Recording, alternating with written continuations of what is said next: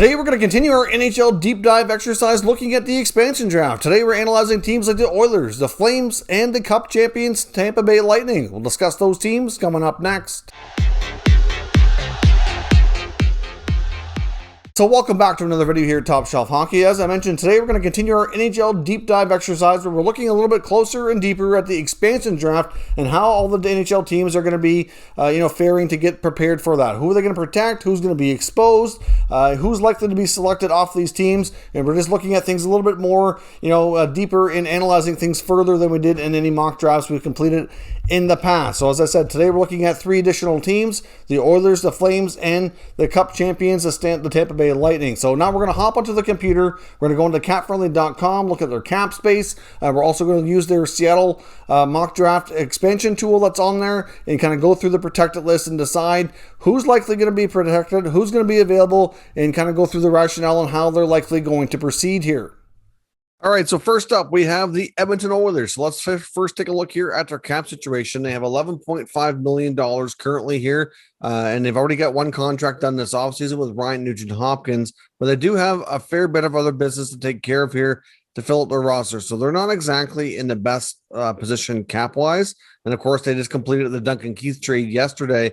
And, of course, they just completed the Duncan Keith trade, which also adds more money to their cap situation. So, obviously, the Oilers are in a situation here where they would probably love to be able to lose a bigger contract that they're not fond of to Seattle, and they may end up working out a side deal. Wouldn't be a complete shocker, but at the same time, Seattle may not want anything to do with some of these contracts. So clearly, they've got some defensemen that need to be signed. They don't have an experienced goalie outside of Alex Stalock signed for next year. They're rumored to be talking to Mike Smith, maybe also adding a second one. Future of Mikko Koskinen's up in the air. So really, at the end of the day here, the Oilers are tight on space, and they are certainly a team who could cut a deal. So let's take a look at the Seattle Expansion Draft Simulation tool and Cap Friendly here and take a look at who they're likely going to protect and who they're most likely going to lose. Now, as you can see, goaltending's a pretty easy situation. Mike Smith's not signed. You're not going to protect Mikko Koskinen because you're not fond of that contract, so you're going to expose him. You get Alex Stalock, who's 33 years old, signed for another year. And then you got Stuart Skinner and Dylan Wells that are both also need to be protected and can be exposed. So Skinner is your youngest goalie and the only guy in the system right now who you could deem as a potential goalie of the future. So I say you protect Stuart Skinner. Now, if Mike Smith were signed, he would likely be the guy, but at the same time, I don't see that happening until after expansion. So there's probably not much point in going down that road. Now, on the blue line, it's going to have to be Duncan Keith unless he agrees to waive, and I'm not sure he's going to do that, or he just got traded to Edmonton, although it was rumored that Seattle was the only other team he would consider going to because that also works for him for family purposes. So we'll see, but at the same time, he also made it clear Edmonton was one of the teams because he wanted to have a chance to win and felt going to Western Canada that was his best shot in the next year or two. So I doubt that Duncan Keith wants to waive. So you're going to protect him. You got Darnell Nurse, who's a no-brainer. And then your next one is going to be Ethan Bear. So the blue line's not too complicated. I mean, you're going to have Oscar Klefbom exposed, but he's been out for an entire season, likely going to be out longer.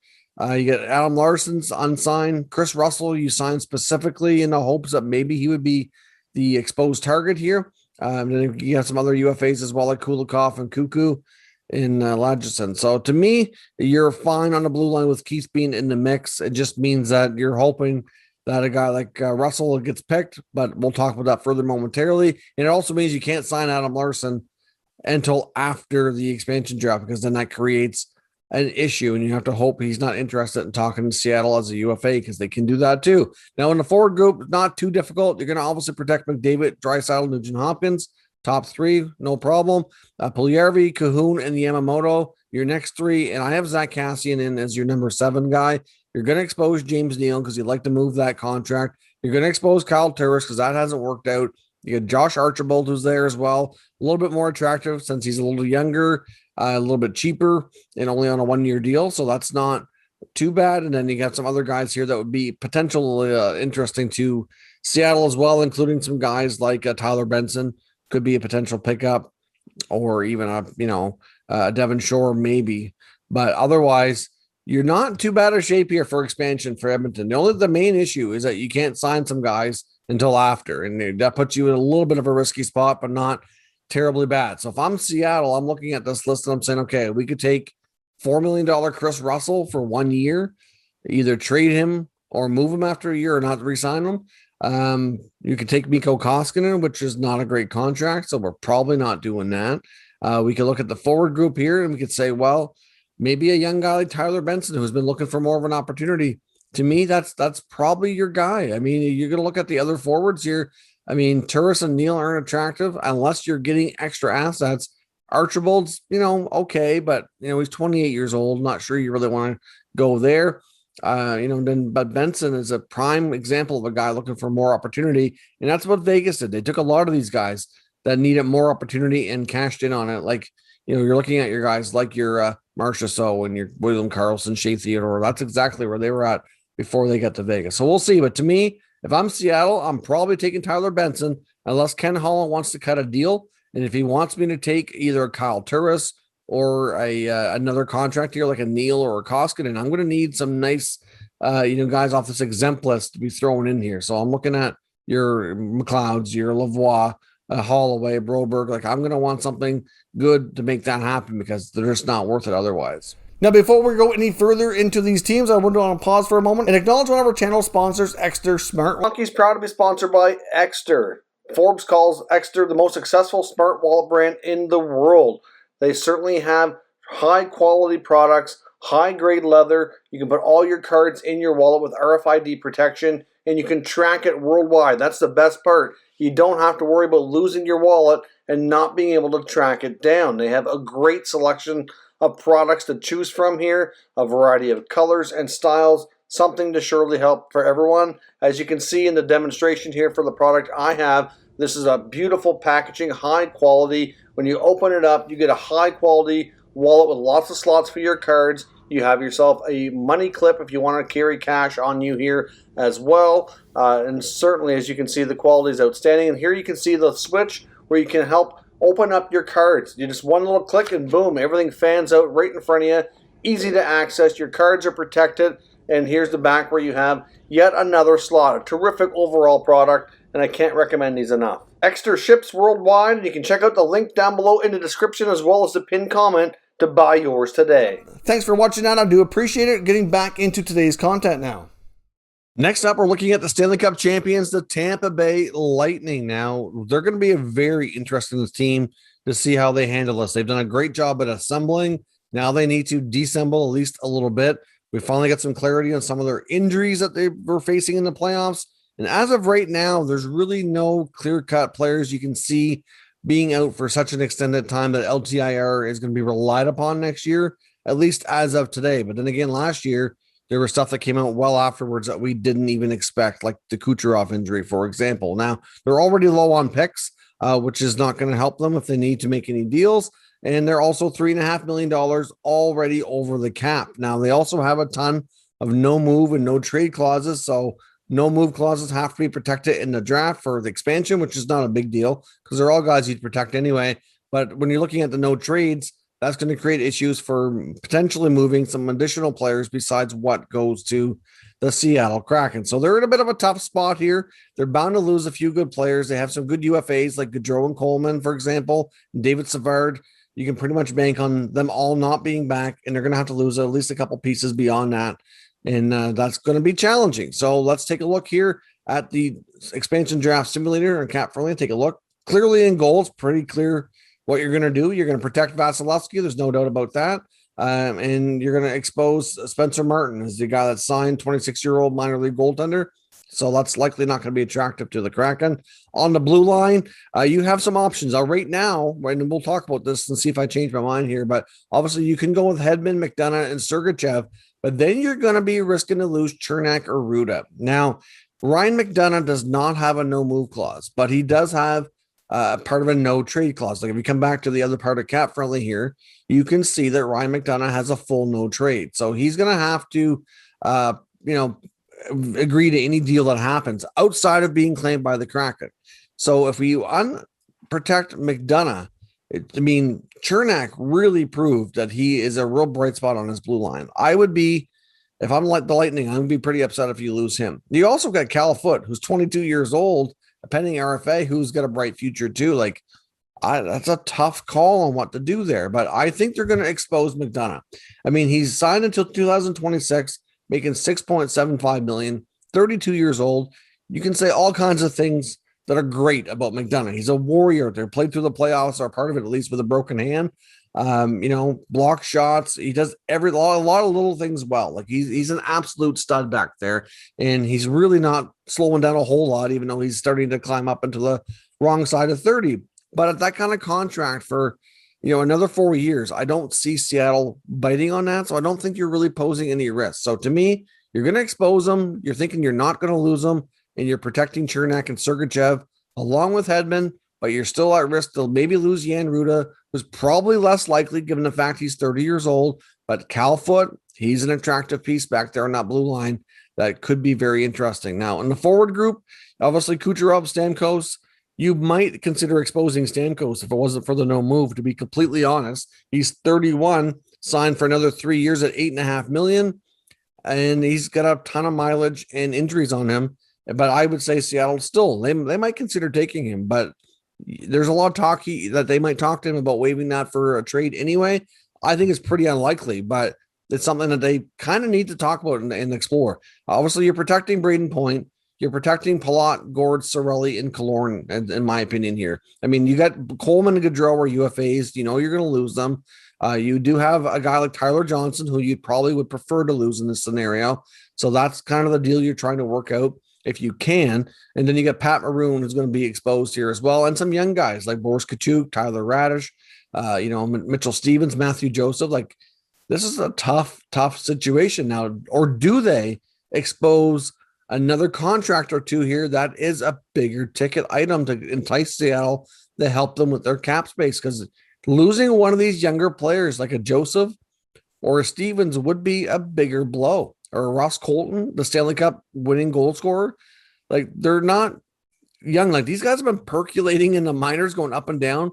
Some of them for a few years. Like, they've been, it's a long time that they come out of junior. Like, they're kind of hitting that point now. They can be full-timers on cheaper contracts for the next 2, 3, 4 years and to really help out your cap, but not lose a ton when it comes to how good they are and how, strong the team will be.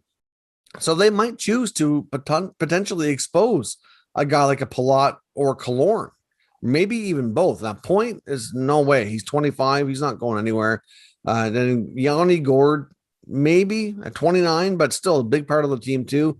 I don't see them necessarily exposing all these guys, but it is quite possible that they might say, you know what, we really don't want to lose Matthew Joseph, so we're going to expose Killorn, and we're going to expose Gord, and we're going to expose Palat, and we're just going to let our Seattle Kraken here have the pick of the litter and decide what they want. I mean, it's hard to say what they're going to do here, and then that way that opens the door to likely not losing a D-man like a Cal Foote, because some of these forwards are pretty darn interesting. So, I mean, I can't say they're going to do this for sure, but if they protect Joseph and say Stevens, for example, along with Kucherov, Stamkos, Point, Cirelli, that still leaves one more spot here. So, I mean, they don't necessarily have, I guess you get Ross Colton too. You don't want to lose him. So, like, if you decided all those three young guys are too important to lose because not only are they good players, but they're going to help your cap, then you might have to go down the route of exposing some of these guys. And I don't know who Seattle would take, but to me, between Killorn, Palat, and Gord, or Tampa might have a proposition for Seattle to say, we don't want you to take Cal Foote, so we want you to take Johnson.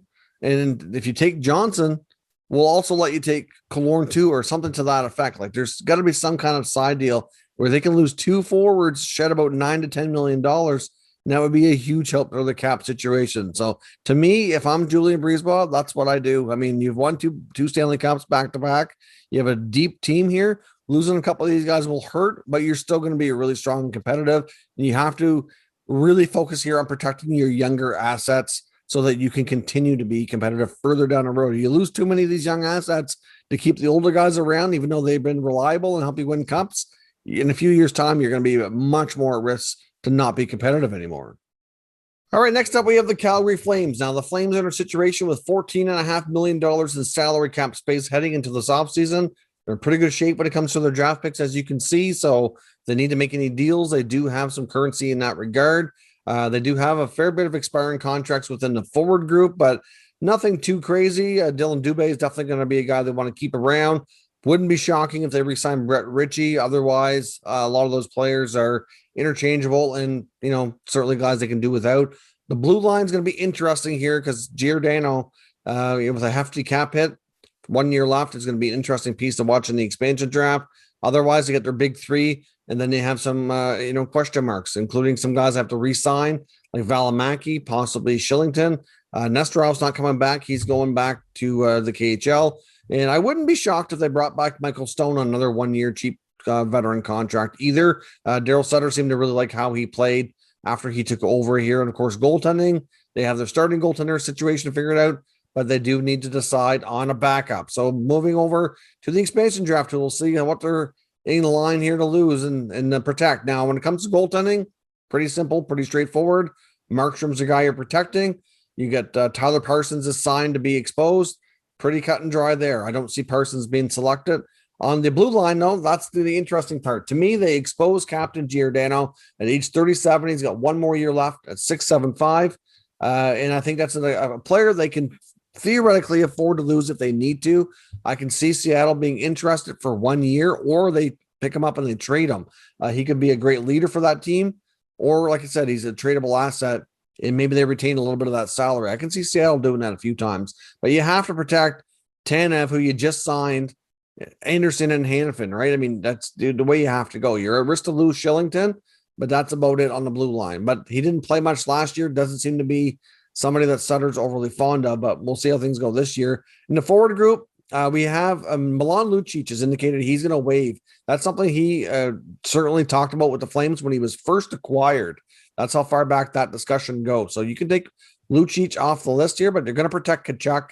They're going to protect Gaudreau and Monahan, Backlund, as well as Mangiapane, Lindholm, and Dubé. That's, to me, how things go here. I mean, Backlund otherwise would probably be your guy you're going to lose if Lucic doesn't waive. Now, Lucic is 33, 2 years left at 5.25. Don't necessarily see Seattle going down that road. But we'll see. Otherwise, in the forward group, there's not a ton here that's overly interesting. I mean, maybe Glenn Gaudin, perhaps, but not really sure they'd want to go down there. But that's the only guy that, to me, that's unprotected here. That's remotely interesting. You get some UFAs that you could consider signing, but or they go down the road of a Shillington. Like, to me, Oliver Shillington or Mark Giordano is likely your guys that are picked. I think they're going to go with the veteran captain defenseman here with Gio, and I'm not entirely 100% convinced he stays in Seattle, but there's all kinds of teams looking for left shot D with experience, and especially if Seattle were to retain some salary, I can see that being a very attractive deal here. So the Flames, unlike the other two teams we've looked at today, they're not in too bad of a position. It's pretty cut and dry when it comes to what's going to be available of substance here for Calgary. Like, it's either Giordano, Shillington, or a depth forward that you're not too concerned about. So I think the Calgary Flames probably push for Giordano to be the guy taken here, even if they have to sweeten that deal a little bit. To me, they have the currency to make that happen, and he likely is going to be going to Seattle in a matter of days here. So that is my analysis on those teams here for today. Let me know what your thoughts are on them, and we'll discuss further down in the comments. If you're new to the channel, make sure you subscribe and stick around. We'll keep you up to date with all the latest news and rumors on all 32 NHL teams. Thank you for watching, and I'll catch you next time.